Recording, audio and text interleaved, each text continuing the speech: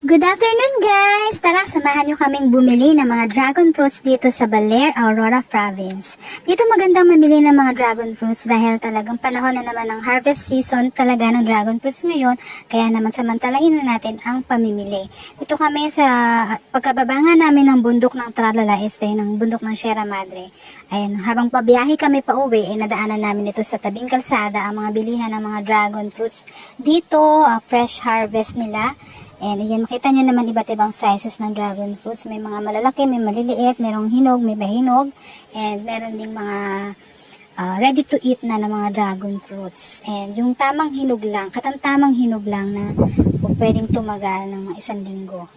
Kita nyo naman, from 65 pesos ay binigyan kami ng discount. From 65 pesos per kilo ay naging 20 pesos per kilo na lang. Nakakatuwa, di ba? Ayan o, dami namin binili ngayon ni Tita.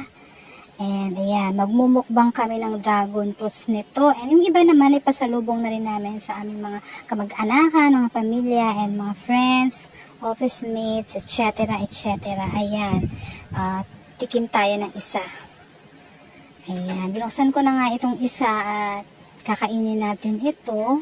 Ayan, buena mano tayo sa mga nabili nating dragon fruits. Ayan, mga pinya, tinabi na nga natin ay mga sako ng mga pinya doon para hindi naman malamog sa biyahe itong mga dragon fruits natin. Ang tamis guys, ang tamis ng dragon fruits from Baler. Ayan, ewan ko siguro dahil mataba ang lupa sa Baler kaya siguro matatamis yung mga prutas nila.